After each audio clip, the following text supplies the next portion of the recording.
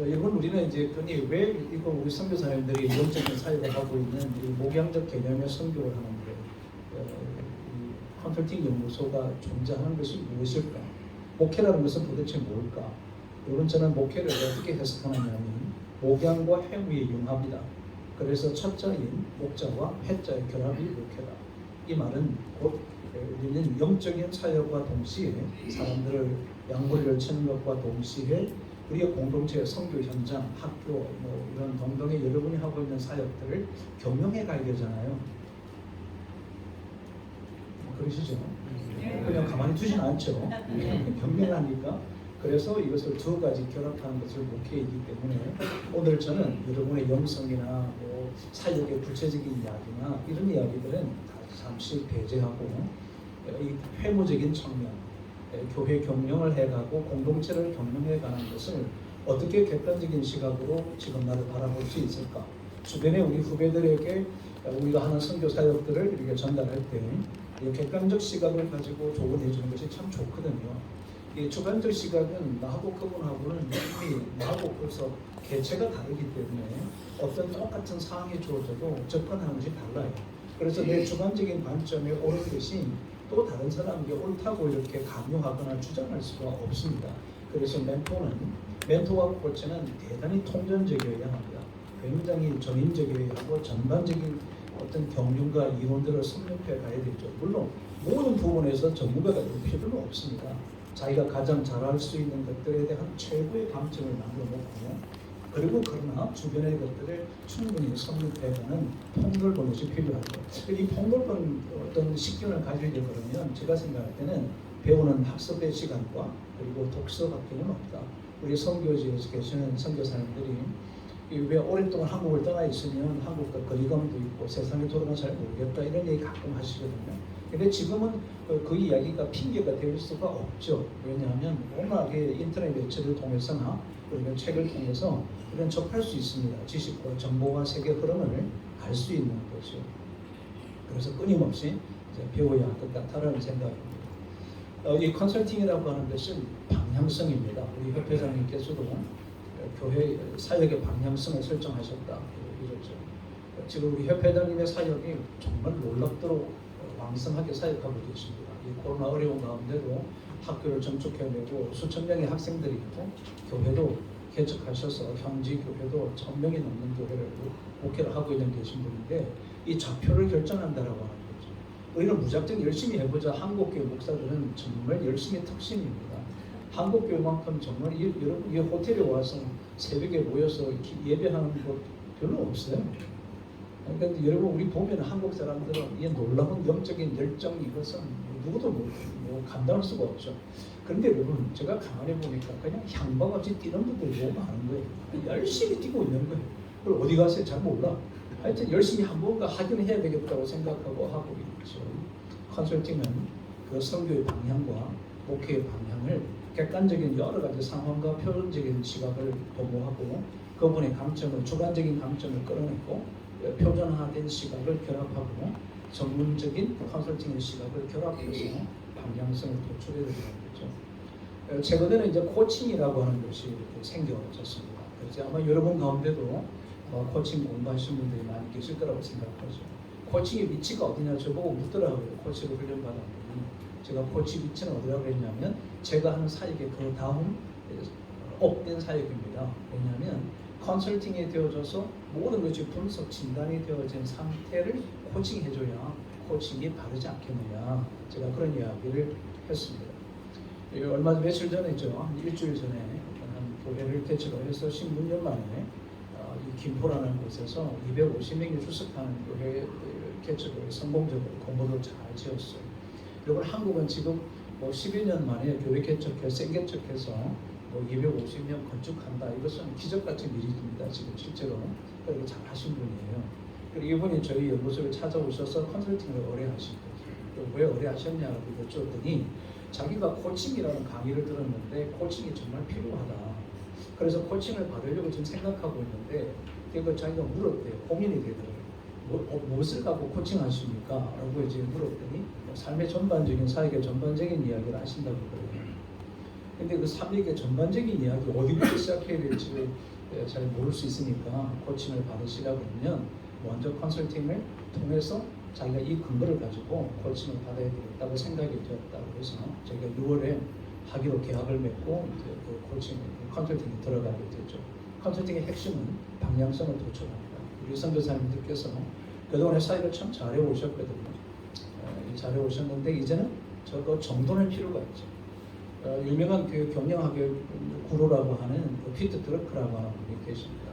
몇 년 전에 돌아가셨는데 자, 이분이 이런 얘기를 했습니다. 최고의 전략이 무엇이냐? 최고의 전략을 이렇게 얘기합니다. 최고의 전략이란 내가 하지 않아야 될 것이 무엇인지를 찾아서 그것을 하지 않는 것이다. 새로운 것을 찾아가는 것이 아니라 내가 하지 않아야 할 것이 무엇인지를 알고 그것을 찾아가는 것이 전략이다라고 얘기를 합니다. 그게 바로 방향성이고 그게 바로 컨설팅이라고 그렇게 얘기합니다. 저희 기관은 연구소이기 때문에 연구소라서 연구하는 기관이죠. 그래서 한국교회 선교 현장에 실제로 제가 들어가 보진 않았지만 우리 선교사님들 저희 선교 컨설턴트들이 지금 37명을 개설했는데 37분의 선교제 현장의 이야기를 들으면서 끊임없이 나름으로 연구하고 있습니다. 연구하고 있어서 이런 솔루션들을 제시하다 보니까 2020년도 작년 9월에 2022년 9월에 제가 우리 특허청에 특허 등록을 한 게 있습니다. 이게 건강한 교회를 측정하는 지표를 제가 개발을 하고 이것을 특허 등록을 마친 상태입니다. 이것을 계속 연구해야 되니까 그렇죠.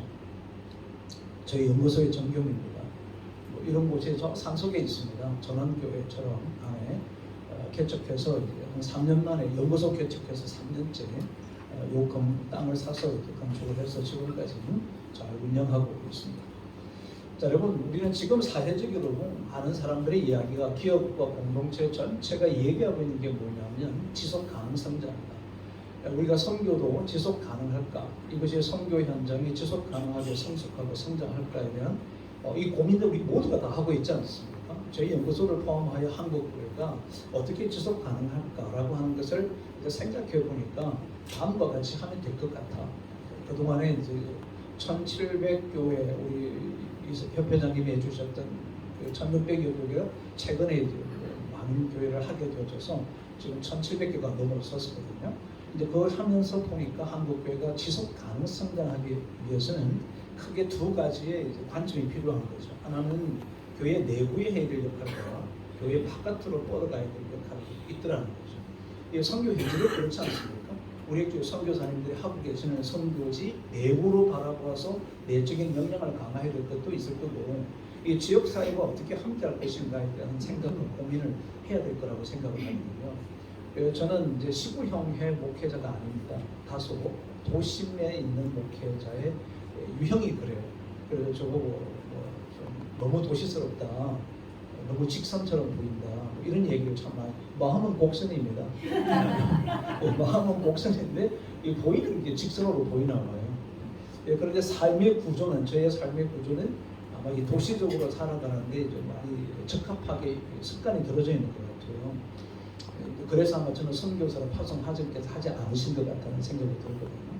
그래서 저는 이제 우리 선교사님들이 사역하는 곳에 가끔 이렇게 강좌로 가면은 주로 이제 저는 도시에 머뭅니다. 도시에서 일을 머물러서 보면 제가 그 도시 머무는 지역에 이렇게 찾아가 보면 우리 한국 선교사님을 만나기가 너무 어렵더라고요. 그런데 우리 아시아 지역 같은 경우는 전부 다 애들이 자라나서 조금만 자라나면 도시로 지금 이동하는 현상. 우리 한국이 지난 1990년도에 이제 일어났던 현상이 20년 뒤에 지금 동남아 아시아 지역의 우리 인구의 이동 속도를 보면은 현격하게 도시화되는 현상을 우리 모두가 다 알고 있지 않습니까? 그러면 이제 도시 선교 전략이라고 하는 것이 우리에게는 정말 밀도격으로 연구가 되어져서 어떻게 이 도심 속에 그 다음 세대들 인재를 길러내야 될 것인가를 고민해야 될 것 같다는 생각을 했거든요. 그게 바로 이제 CSR의 관점으로 들어가는 거죠. 교회가 이제는 여러분 한국 교회가 우리 교회만 뭐 예배 잘 드리고 교육하고 뭐 선교하고 전도하고 하면 되는 시대가 끝났습니다. 실제 한국처럼 끝났다고 단정할 수 있습니다. 이제 그렇게 해가지고는 한국 사회 속에 신뢰를 줄 수가 없고 전도의 접촉점을 찾을 수가 없습니다. 이렇게 단언해도 될 만큼 한국교회는 상당히 지금 위기 옆에 서 있거든요. 그래서 뭘 해야 되느냐 하면 CSR이라고 하는 교회의 사회적인 책임 활동을 해야 한다. 지역사회를 섬기는 정도가 훨씬 뛰어넘어서 교회의 지역사회, 교회가 지역사회 속에서 책임을 갖고 활동해야 된다. 책임 활동하고 있는 교회는 지속성장 가능하다. 그렇지 않는 교회는 도태된다. 2021년도 국세청에서 발표된 자료에 보면 기독교 관련되는 종교단체가 4,300개가 문 닫았습니다. 이 코로나 상황 속에서 폐쇄 신고한 것이 4,300개 정도 될 만큼 한국교회가 보이지 않게끔 상당한 위기 앞에 지금 가고 있는 중이죠. 여러분 자료 보셨죠? 팬데믹 이후에 크리스찬들에게 물었어요. 교회 출석할 거냐? 그랬더니 23% 하지 않겠다는 거죠. 그 24% 하지 않겠다는 친구들을 하고 이분의 연령 분포를 보니까 95%가 XY, MZ 세대, 요즘 알파 세대까지 포함해서 이 다음 세대들이라고 하는 세대들이 교회를 회복하지 않겠다는 것입니다. 지난 주일에 대전에 있는 한 교회가 아주 건강하게 성장하고 있는 교회였습니다. 450명 정도가 출석하는 교회에 제가 건물을 갔더니 너무 교회가 아름답고 좋더라고요. 담임 목사님 이제 은퇴하시면서 청빙 컨설팅을 요청해서 제가 가서 이제 장로님들하고 함께 이야기를 나누었습니다. 근데 여기서 이제 심각한 얘기를 들은 거죠. 무슨 심각하냐면 팬데믹 이후에 절반 가까이가 빠졌고요. 그 당시에. 그래서 복귀가 될 줄 알았는데 복귀가 되지 않는데 지금 복귀된 사람들은 거의 98%는 60대, 50대, 60대는 복귀가 됐는데 20, 40대는 복귀가 되지 않는다. 이야기를 그 현장의 소식에서 들었던 거죠. 통계는 물론 절대 신뢰할 수는 없지만 어느 부분적으로 우리가 전체의 흐름을 알 수 있다는 거죠. 이만큼 한국 사회가, 한국 교회가 상당한 어려움 속에 있습니다. 저는 더 중요하고 힘들게 생각하는 것 중에 하나가 뭐냐면은 한국 교회 전체가 대사회적인 신뢰도가 현격하게 떨어졌다는 거죠. 이 어느 매년마다 이 측정하는 통계를 내는 분들이 이렇게 통계를 냈는데 그게 31.8%, 그 다음에 20.8%, 작년에 18.1%. 아직 통계는 안 나왔는데 4월이 지나면 나올 것으로 보거든요. 되게 사회적인 신뢰도가 저 생각은 예측건데 16% 이하가 될 것 같다. 그러면 우리 한국 교회가 지금 한국의 기독교인 숫자가 16% 정도예요. 그러니까 우리 교인들이 겨우 신뢰를 하지 그러지 않는 사람들은 신뢰를 하지 않게 될 것 같다라고 하는 거죠. 왜 이 이유가 뭐냐라고 물었습니다. 물었더니 응답자들이 이렇게 얘기한 거죠. 교회는 이 시대적인 변화에 적응하지 못하고 있는 것 같아가 52%. 절반 이상의 사람들이 교회는 이미 시대를 읽지 못하다. 그러면 우리 한국 교회가 지금 해줘야 될 일이 뭐냐면 시대 해석입니다. 시대 해석. 저희 컨설팅 연구소에서 하는 일은 지금 계속해서 이 얘기를 이거 잘하라고 얘기하는 것에 그다지 큰 비중을 두지 않고 지금 지속적으로 시대 해석을 하거든요. 그래서 독서도 이전에 좋은 책들보다는 지금 현재 계속 미래지향적인 가이드를 해주는 저자들이 쓴 책들 중심으로 매주마다 그 책을 통해 시대 해석을 자꾸 하려고 하는 겁니다. 우리는 이제 이런 질문들 앞에 서야 합니다. 그러면 도대체 왜 새로운 미래교회여야 하는가? 라고 하는 질문과 그리고 우리는 무엇을 기대하고 이 새로운 교회라는 것은 도대체 무엇을 말하는 걸까? 새로운 성교라고 하는 것은 도대체 무엇을 말하고 새로운 성교로 왜 가야 하는가? 그러면 도대체 이 이야기는 충분히 알 것 같은데 이것을 어떻게 해야 될 것인가? 이 세 가지가 오늘 제가 여러분과 오늘과 내일 함께 고민해 보려고 하는 총체적인 질문입니다. 이런 질문을 골든 스토리라고 그러죠. 여러분 우리는 끊임없이 자기 스스로에게 이렇게 물어야 합니다. 내가 왜 선교하지? 내가 선교하는 그 이유가 무엇일까? 내가 오늘 이 자리에 앉아 있을 때는 왜라고 하는 질문을 우리는 끊임없이 물어야 하는 거죠. 나는 왜 내가 이곳에 와 있을까? 내게 하나님께서 왜 이 선교지에 나를 보내셨을까? 우리는 또 묻고 또 물어야 합니다. 아니요 10년, 20년, 30년이 되어도 우리는 그 질문 앞에 정확한 답을 줄 수 있어야 되는 거죠. 내가 왜 연구소 하는가? 저는 연구소 한국교회가 무너져가 정소형교회가 무너져가는 것을 바라보고 하나님께서 제게 그 시각을 보게 하셔서 저는 이 중소형 교회들, 어려운 교회들을 돕는 사역을 해야 하는 것이 하나님 저를 보내신 이유이고 제가 이 땅에 연구소를 설립하게 되었던 목적이었습니다. 왜 연구소를 하느냐에 대한 답변인 거죠. 우리는 무엇을 기대할 수 있을까? 또 어떤 것을 무엇을 추구해 가야 될 것인가에 대한 궁극적인 질문이 있어야 되는 거죠. 여러분 우리는 무엇을 위해서 선교하는가? 내가 무엇을 위해서 목회하고 있는가? 라고 하는 것에 대한 질문을 해야 되지 않겠습니까? 그리고 우리가 은퇴를 앞두고 있는 분들이 많이 계시죠. 저도 이제 얼마 안 남았습니다. 우리 한국의 은퇴 나이로 한다면 이제 5년밖에 안 남았거든요. 이제 나이 계산이 금방 되시죠, 그죠? 우리 산수가 우리가 뛰어나지 않습니까? 금방 되죠. 그렇게 되면서 이제 돌이켜 보는 거죠. 나는 도대체 무엇을 남기고 무엇을 위해서 지금부터 사역을 전개해야 될 것인가, 이런 생각들을 갖고 있습니다. 그리고 그 답을 저는 가졌습니다. 나는 우리 후배들이 이 컨설팅이라는 목회 컨설팅이라는 장르가 지속적으로 확대되기 위해서 내가 디딤돌이 되자. 그래서 나를 딛고 일어날 수 있도록 징검다리를 좀 많이 만들어 놓자. 그래서 열심히 지금 하고 있습니다. 하다 보니까 서울신학대학원에 제가 바람이 있었거든요. 서울신학대학원에 어느든지 석사 과정 속에 컨설팅 과목이 들어가면 좋겠다. 더 발전해서는 컨설팅 대학원이 하나 세워졌으면 좋겠다. 이렇게 생각한 거죠. 근데 저희 우리 1기 목회 컨설턴트 자격을 과정을 취득한 합통적교회 목사님이 계십니다. 180명의 교회에 부임하셔서 24년 하면서 5,000명이 되는 교회에 성장시켰던 목사님이 조기 은퇴를 합니다. 그런데 놀라운 것은 총신신학대학원에서 이분에게 겸임 교수 요청을 왔는데 과목이 뭐냐면 목회 컨설팅입니다. 저는 온몸에 전율이 일어날 만큼 감격스러웠습니다. 이제 이렇게 확대되어져 가겠구나. 이제 한국 교회의 이 목회 하나의 새로운 장르로 정착하고 있는 어떤 예표를 볼 수가 있었던 거죠. 그럼 제가 어떻게 그럼 이것을 할 것인가? 그래서 저는 미국에서 잠깐 머물면서 뭘 했냐면, 우리나라는 그 당시 컨설턴트 과정이 없었어요. 그래서 컨설팅 과정 자격을 취득하고 한국에 와서 가만히 보니까 이것만 갖고는 안 될 것 같아서 제가 성균관 대학교에서 컨설팅 과정을 공부를 하고 했어요. 그리고 이제 목회 컨설팅 보급하려고 정말 열심히 뛰었거든요. 40대 43살에 연구소를 설립해서 60세 될 때까지 정말 정신없이 뛰었습니다. 그런데 한참 하고 나서 보니까 저는 이제 리더십으로 박사학위를 1998년도에 했습니다. 그리고 벌써 20년이 훌쩍 넘어버렸지 않습니까? 이제 컨설팅을 완성하기 위해서는 내가 실전적인 부분만 가지고는 이렇게 하라고 하는 이야기를 해서는 안 되겠다라고 생각이 들어서 이번 2019년도 제가 60이 넘어서서 다시 이제 그 PhD 과정 일반 대학교에 가서 컨설팅 박사학위를 다시 하는 거죠. 그래서 작년에 학예 수료를 했던 거거든요. 지금도 배우려고 합니다. 우리 선교사님들에게 이번 장만 이렇게 배움에 멈추지 마시고 아주 지속적으로 그 배움의 학습에 참여하셔서 주님 부르시는 그날까지 우리가 함께 배움에 노출되어져서 우리를 자꾸 필터링해 나가는 그런 삶을 우리가 살아갈 수 있으면 참 좋겠다.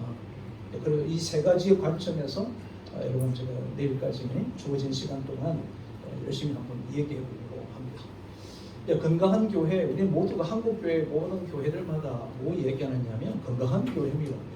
건강한 교회가 다 붙어 있어요. 근데 여러분 이 건강한 교회는 이 하드웨어를 구축한다고 해서 건강한 교회가 될 수도 없고 되지도 않죠. 문제는 성도를 온전히 세우는 것에 있습니다. 저는 우리 지금 한국 교회가 이렇게 20%가 무너지고 X, Y, MZ 세대가 무너졌던 결정적인 단초를 뭐라고 저는 보느냐면 한국 교회가 사람에게 집중하지 않고 사역에 집중했다. 일에 집중했기 때문에 결과다. 여러분 우리 선교지에 가면 우리 선교사님들 보니까 정말 일 열심히 하시더라고요. 그래서 엄청난 속도로 이 업적을 만들었더라고요. 학교도 세우고 뭐 병원도 세우시는 분, 교회도 세우고 개척해서 10개의 교회를 세우신 분들이 어마어마한 일을 해내는 것이죠. 그런데 여러분 실제로 우리가 목회라고 하는 것을 가만히 보면 우리는 양치기들입니다. 양무리를 치는 거죠. 우리가 해야 될 목회의 가장 중요한 포인트는 한 사람을 온전하게 세우는 것에 있다고 저는 확신하는 거죠. 우리가 젊은 세대들이 교회를 빠졌다고 했습니다. 그런데 젊은 세대 쪽에 관심들을 목사들이 못 두고 있어요. 왜 그런지 아시죠? 교회 경륜은 전부 다 60대하고 하는 거예요. 그런데 실제로 우리 사람들에게 30, 40대에게 목사 에너지를 심어준 60대는요. 특별히 목사가 신경 안 써도 그분들 안 떠나가요. 실제 그래요. 그러면 30, 40대는요. 목자가 양들을 관리하지 않으면 그들은 쉽게 떠납니다. 왜 그럴까요? 정부 매체를 통해서 영적인 공부를 받을 수 있는 숱한 기회들이 열려 있기 때문에 이거 뭐 다르죠. 세대가 완전히 달라졌습니다. 제가 한 2년 전에 코로나가 딱 터지면서 제가 우리 한국 사회 속에 필요한 것이 라이프 스타일에 따르는 세대적인 차이점들에 대해서 이 7개의 세대가 나뉘어져 있는데 이 각각의 세대들에 대해서 우리가 어떻게 해석하고 어떻게 목회해야 될 것인가, 이것과 동시에 그래서 각각에 맞는 맞춤형 목회가 실현되어야 된다는 이야기를 하려고 6주 동안 걸쳐서 2시간씩 12시간 동안 강의를 온라인으로 했었거든요. 목사님들 그때 충격을 많이 받으시더라고요. 왜냐하면 이제 과거와 같이 천편일률적으로 구역 예배, D12, 목장, 가정교회 이제 그거 아닙니다. 왜냐하면 시대별, 세대별로 다 그들이 선호하는 라이프 스타일이 다 있는 거예요. 라이프 스타일에 따라서 소그룹이 형성되고 사역이 펼쳐져 가야 되거든요. 자, 이 복잡한 것을 한국교회 목사들이 감당해야 되는데 감당할 수 있는 역량이 준비가 안 되지. 이것을 헤쳐나갈 수 있는 준비가 안 돼 있으니까 누구에게 집중하느냐면 60대에 집중합니다. 그런데 교회가 어려워졌습니다. 다 조기한테 안 되겠다. 이제 나하고는 안 맞을 것 같아. 나하고는 이 다음 세대 안 될 것 같아. 이런 판단을 하는 거예요. 자, 여러분, 한번은 부산에 있는 교회 650명 정도 출석하는 교회입니다. 우리 회원입니다. 이분이 갑자기 오랜만에 연락을 하게 돼 연락했더니 이분이 이래요. 저 조기한테 하려고 합니다. 저하고 나이 동갑이에요. 왜? 훌륭하게 목회하는데 왜 그만두냐고. 자기가 이제 코로나가 회복이 딱 끝나고 나서 이제 수업 개월을 한번 이렇게 쭉 보니까 모니터링을 했대요. 교회 새 신자들도 들어오긴 들어오는데 새 신자들이 전부 다 60대, 70대 나온다. 그래서 본인 생각에 내가 60대니까 60대 중반이니까 이 세대들만 오구나. 정말 하나님의 교회를 위해서 내가 빠져줘야 젊은 세대가 와야 젊은 세대들이 오겠구나. 참 괜찮은 친구들. 내가 훌륭하다 그랬어. 정말 나보다 훨씬 수억에 배 훌륭한 목사입니다. 그냥 존경한다 그래요. 어떻게 그런 생각을 할 수 있습니까? 여러분, 그게 지금 왜 그분이 그런 얘기를 했냐면 끊임없이 배우는 친구예요. 그런데도 불구하고 자기의 역량의 구비가 안 됐다라고 하는 것을 자꾸 생각하는 거죠. 이런 것들이 이제 우리에게 있는 문제죠. 여러분, 제가 우리 선교사님들에게 교회 이야기하면서 건강한 교회 간의 정립이 우선이다 이야기를 왜 하겠습니까? 선교지로 궁극적으로는 하나님의 사람을 세우는 일이지 않습니까?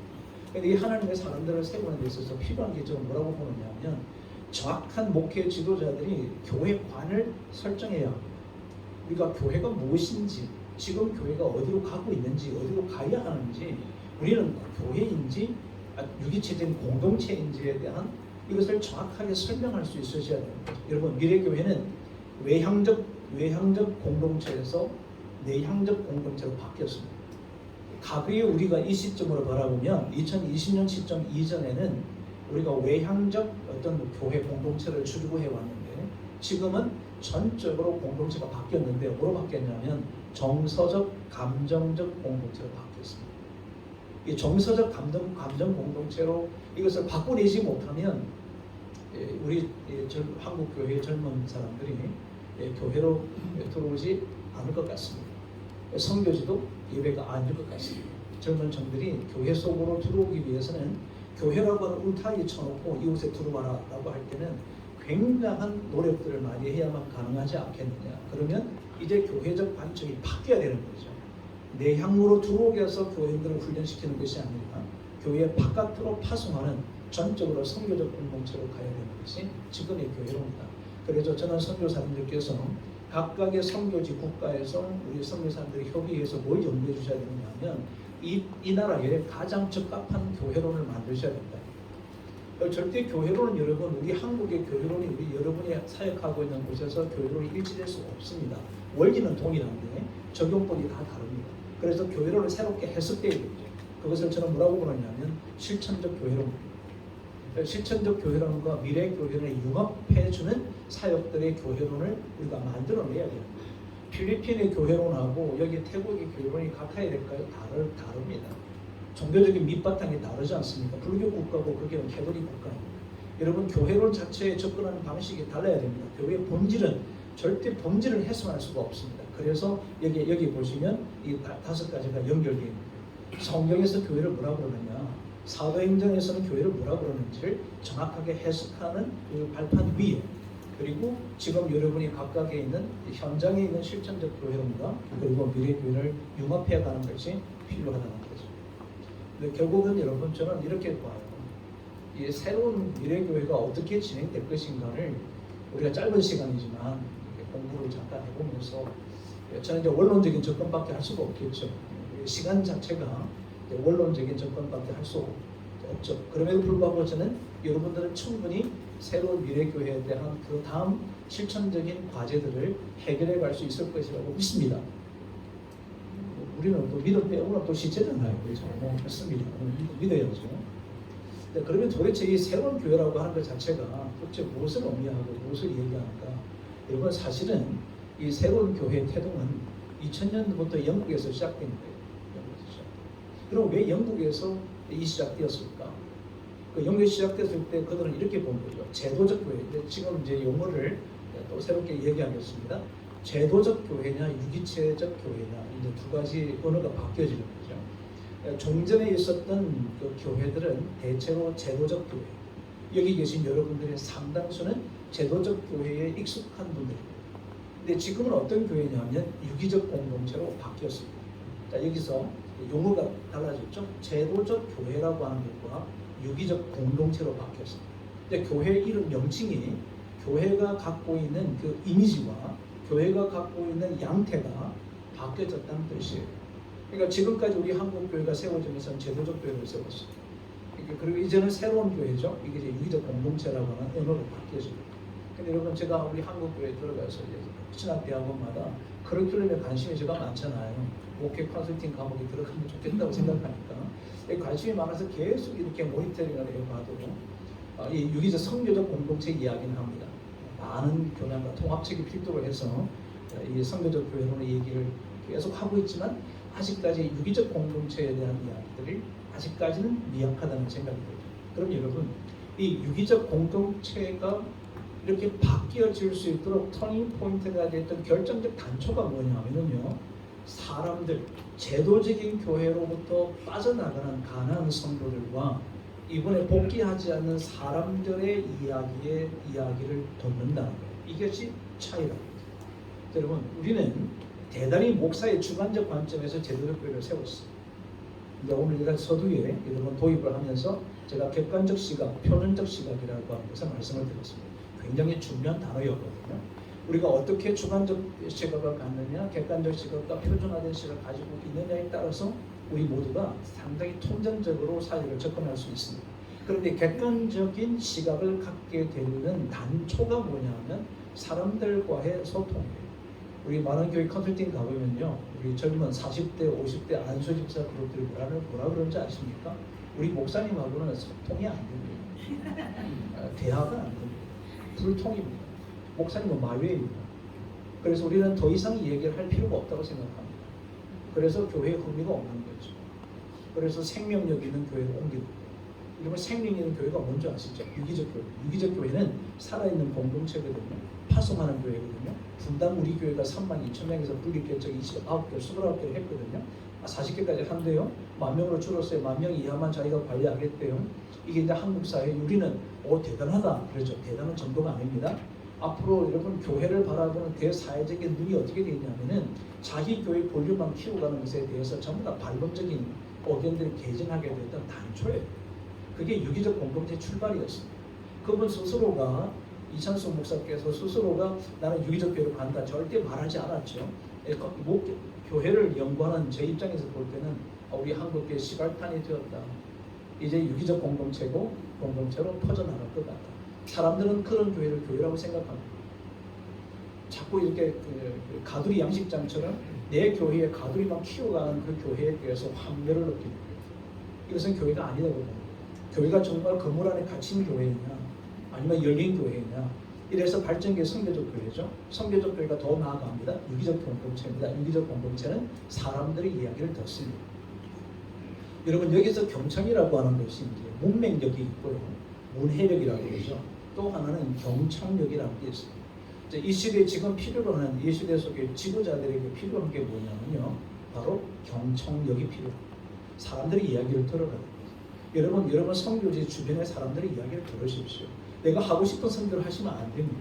근데 물론 내가 하고 싶은 선교 계획을 갖고 있어야 되지만 지역사회 사람들의 얘기를 들어야 돼요. 우리는 그 나라에 그 지역에 복음화를 하고 갔으면 그 사람들의 얘기를 들어줘야 되죠. 이게 경청력이고 살아있는 유기적 공동체를 만들어가는 거라고 하는 거예요. 우리가 얘기를 들어가야 돼요. 설문도 해보고 그들의 얘기를 들어보고. 선교는 목회도 똑같이 저는 동일한 마음이라고 생각해요. 그래서 우리가 양들을 위하고 지역에 복음화라고 하고 그 나라에 복음화라고 갔으면 그 나라 사람들의 이야기를 정말 경청해야 돼요. 그것이 객관적 시각을 확보하는 방법이죠. 이것을 해주셔야 될 것 같아. 이것을 해나가는 거죠. 그래서 여러분 이 교회는 새로운 교회는 제가 설명을 잘 못해요. 저는 이렇게 엄청나게 두꺼운 책들 많이 나오잖아요. 그런 것을 이렇게 줄이는 데는 탁월합니다. 제가 압축하는 뭐 예를 들어서 350페이지다. 제가 2시간만 읽고 압축하는데 1시간이 끝나요. 그러니까 한 3시간이면 제가 책 한 번 읽어내고 정리하는 걸 다 끝내는데 저보고 풀을 쓰라 그러면 저는 못하겠어요. 뭐 아무 해도 안 돼. 그래서 저희가 함께 동력하고 함께 참여하고 본부장이 이제 제가 이제 한 줄 써주면 3줄 만들어줍니다. 제 사항을 아니까. 그래서 항상 제 강의하는데 함께 참여하면서 딱 듣고 어떻게 강의가 변하는지 어떤 말을 쓰고 있는지를 계속 모니터링 하는 거예요. 하면서 제가 어떤 글을 아티클을 쓰면 그걸 첨삭을 해주는 거죠. 어쩔 수 없이 혼자 못해. 목회 혼자 못하죠. 그렇죠. 그래서 여러분 이 여성 선교사님들이 함께 하신다는 제가 명단을 우리 본부장이 보고를 해주는데 제가 엄청 위로가 됐어요. 왜냐하면 남성들만 있는 곳에서는 반응 안 하지 웃지 않지 이게 분명하니까 확실히 되니까. 근데 여성들은요 건강한 마음이 있거든. 강사 앞에 서서 저기 힘들게 얘기하는 그 마음을 알거든. 그래서 그 말이 자기한테 마음에 안 와도 일단 웃어주는 거야. 고개 끄덕여줘. 그래서 얼마나 좋은지 몰라. 감사해요. 정말 고맙게 생각하죠. 무슨 얘기 하려고 그러냐면요, 새로운 교회라고 하는 것은 올드 처치를 뉴 처치라고 한 게 아니고요. 그냥 새로운 교회라고 하는 것이 하나의 개체라는 뜻입니다. 그러니까 우리 교회는 옛날 교회와 지금 교회 이거 아니에요. 뭐 이전과 애프터가 이렇다 이것도 아니에요. 어떤 거냐면은 그냥 새로운 교회. 여러분 우리 한국 교회가 지금 새로운 교회가 엄청 생기고 있습니다. 농촌에다가요, 논두렁에다가 땅을 사가지고 260평짜리 카페를 지었어요. 카페 교회. 그래서 내가 그 목사님께 물었어요. 여기다가 아니 시골에 한복판에다가 왜 이거 카페를 짓냐고 하더니 시골 사람들은 왜 카페를 못 즐기냐? 왜 다방만 가냐? 왜 다방만 가냐? 그래서 카페에 갈 수 있는 기회를 줌으로 인해서 복음을 전하겠다. 올라왔어요. 발상이 뭐 그게 새로운 교회. 카페 교회가 아니에요. 여러분 카페 교회가 아니고 새로운 교회. 어떤 자그마한 교회가 개척을 했습니다. 도서관 교회. 그냥 교회가 뭐죠? 도서관이에요. 네, 그게 교회. 이게 그런 형태를 보고 우리는 뭐라 그러냐면 새로운 교회라고 해요. 자, 여러분 우리 선교가 이제 새로워야 된다고 저는 생각합니다. 이전의 제도적인 선교 전략이 아니라 정말 새로운 시대를 해석하고 시대를 이해하고, 우리가 이번 주제가 총 주제가 이거니까 이 시대를 해석해내고 그 시대에 부합하는 게 아니에요. 시대를 이끌어갈 수 있는 지도력을 발휘하는 것이 선교회 리더십이다. 선교사의 리더십이 되어야 되지 않을까 이런 생각을 갖고 여러분 앞에 서게 된 거죠. 그럼 여러분 제가 이 새로운 교회에 대한 근거를 말씀을 잠깐 드려야 되지 않겠습니까? 여러분 저 벽에 시계가 없어가지고 제가 자꾸 아래를 보니까 이 시간 음수를 잘해야 되는 게 강사가 또 해야 될 굉장히 중요한 역할이거든요. 한 10분간만 얘기하고 나중에 오후에 또 여러분 뵐 수 있으니까 그때 좀 조곤조곤 말씀드리도록 그렇게 하겠습니다. 자, 우선 새로운 교회가 오고 있다. 이 이야기에 대한 그 어떤 시대적 정황을 여러분에게 잠깐 설명을 드려야 이게 새로 이런 거구나. 그럼 여러분 이제 벌써 궁금해지죠. 어떻게 하라는 거냐? 어떻게 하라는 이야기를 오후에 하려고 합니다. 그래서 그럼 왜 오후에 하면 되지? 지금 왜 얘기하냐고요? 예고편입니다. 그래야 딴 데 안 가시고 오실 것 같아서 다음 오후에 이제 제가 솔루션 얘기하고 내일은 집중적으로 인재 개발이라고 하는 어떤 초점을 갖고 미래는 인재 싸움입니다. 제가 이 목사님들에 불구하고 HR에 대한 강의를 합니다. 인재 자원 개발이라고 하는 그 차원에서 한국 교회가 준비하지 않으면 한국 교회 내일 기대하기 어려워요. 그런 이야기를 내일 우리가 하도록 그렇게 하고, 지금은 이제 이 새로운 교회가 왜 태동되었는가 그 배경을 여러분에게 잠깐 설명을 좀 드리겠습니다. 우선은 이게 우리나라는 2016년도, 2018년도부터 이제 본격적으로 새로운 교회에 대한 용어를 소개하게 됐거든요. 근데 다 거부했어요. 누가 거부했냐면 제도적 교회를 하고 있는 기성 목사들이 이 새로운 교회에 대해서 이것은 성공회가 얘기한 거야, 감리교단에서 약간은 개혁적 성향이 강한 교단에서 얘기한 거야, 교회 건물의 교회를 해체하는 거다라고 해서 자꾸 밀어내기 시작한 거예요. 그런데 어느 날 코로나가 발발되면서 시대가 확 바뀌어버렸습니다. 세상이 확 뒤집어진 거죠. 뒤집어진 것에 대해서 어떻게 대응할지 모르게 하다 보니까 이제는 이전과는 다르다, 뉴 노멀이라고 하는 말을 쓰기 시작하면서 이제 새로운 어떤 교회에 대한 관심들을 조금씩 하게 된 거죠. 그래서 첫 출발로 들어온 것이 성교적 교회고, 그 다음에 이제 유기적 교회로 들어온 거예요. 자, 여러분, 성교적 교회를 이 자리에서 학술적 개념이 아니니까 설명하기 어려워요. 성교적 교회는 뭐냐? 이렇게 해서 보시면 돼요. 성도를 가두리 양식장이 아닌 훈련시켜서 파송하는, 이게 성교적 교회, 세상으로 나가요. 그래서 여러분, 교회 안에서 이 사람을 정말 온전한 크리스찬으로 만들어내서 세상 속으로 보내는 것입니다. 직장을 나가게 해요. 근데 그렇다면 여러분, 이런 성교적 교회로는 예배가 정말 임팩트하게 드려야 되겠죠. 그래서 주일 오전에 성부를 들라. 주일 오전 설교의 오전 예배에서 성령의 기름 부으심과 체험, 하나님 말씀의 울림, 이것들을 듣게 하고, 그리고 가정으로 세상으로 나가게 하는, 이것이 성교적 교회의 핵심입니다. 유기적 교회는 뭘까? 유기적 교회는 교회는 외적인 것에 대한 포인트를 전혀 두지 않습니다. 외향적인 것에 전혀 그 어떤 교회의 색깔을 주지 않습니다. 그것은 그냥 살아서 움직이는 공동체를 지향합니다. 이 공동체라고 하는 것이 어떤 거냐면요, 공동체란 공동체의 공동체의 성향이라고 그러죠. 이 성향은 이렇게 정의를 내릴 수 있습니다. 하나님의 비전이 공유된 공동체, 하나님의 비전으로 공유가 된 공동체를 유기적 공동체라고 얘기할 수 있겠습니다. 그리고 여기는 하나님의 비전 외에는 딴 건 필요 없다는 얘기예요. 제도와 시스템과 조직과 뭐 이런 것들이 복잡한 것들은 다 배제하고, 이들에게 필요한 것은 하나님의 비전으로 우리가 함께 그것을 향해서 간다. 그래서 성교적 교회와 유기적 교회는 밸류 체인입니다. 가치의 결합이 됩니다. 그러니까 이 밸류 체인이라고 하는 것 자체가 성교적 교회와 유기적 교회를 결합시키는 거죠. 이 융합론이다. 이 코로나19 이 정점입니다. 정점.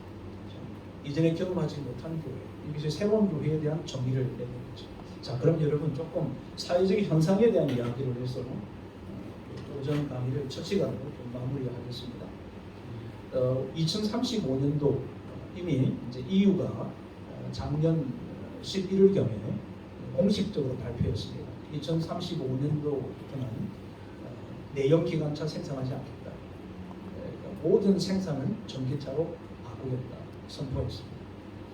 최근에 우리 미국의 대통령께서는 뭐라고 얘기했냐, 2030년도에 우리나라는 50%의 전기차는 다니게 하겠다 선포했습니다. 현대 자동차가 미국에서 2030년도 전기차 생산을 생산을 하겠다고 얘기하자마자 현대 자동차가 선포한 게 있습니다. 2030년도에 현대 자동차는 모든 자동차의 내연 기관차를 배제하겠다, 하지 않겠다. 우리는 그래 그런가 보다, 전기차 대세지 그런가요? 여러분, 이거요 굉장히 중요한 의미가 있습니다.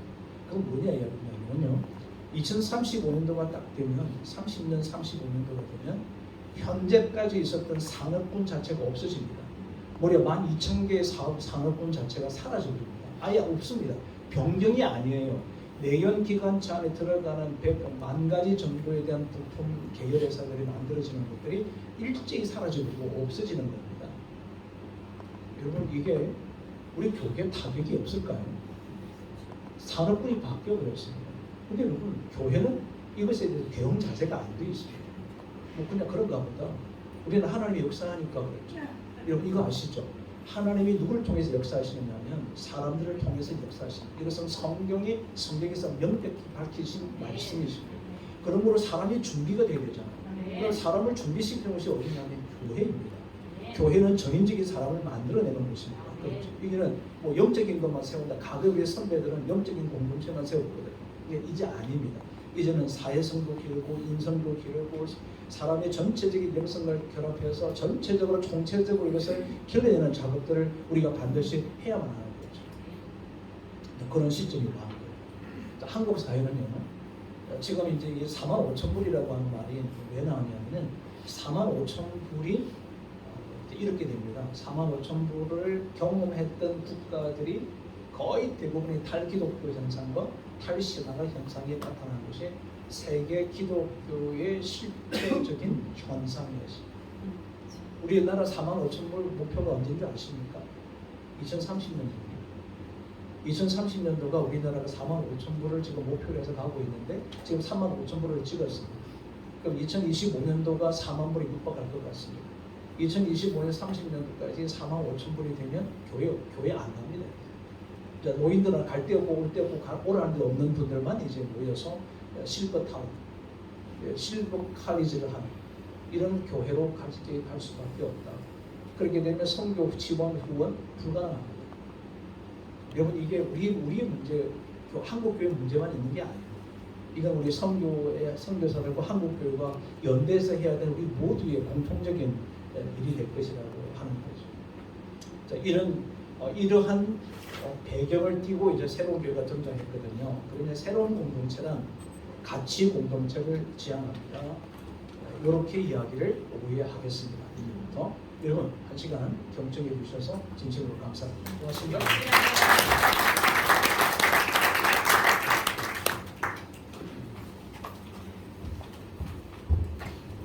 정말 깔끔한 강의 잘 들으셨죠? 네. 제 아내가 저 다음으로 좋아하시는 분이 김성진 소장님. 제가 질투하지 않습니다. 오늘 이렇게 오시는데 그냥 안 오시고 여러분에게 또 선물을 또 갖고 오셨어요. 참 그냥 오시라고 해서 자꾸 이렇게. 일단 나가실 때 앞에서 하나씩 이렇게 받아가지고 나가시면 되는데 오늘 점심은 또 스페셜한 점심이에요.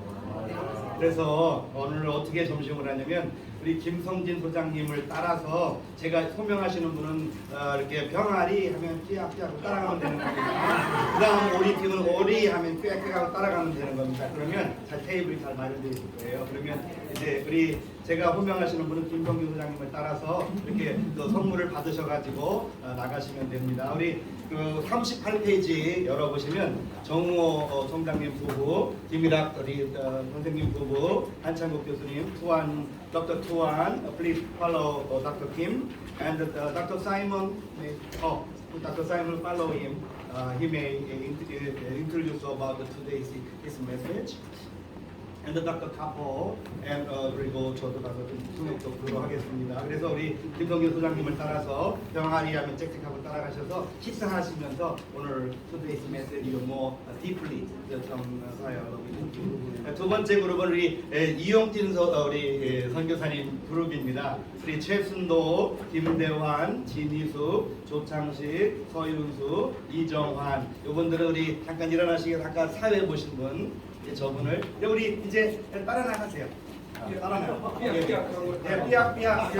우리 김성희 선생님 병아리 삐약삐약하고 먼저 들어요.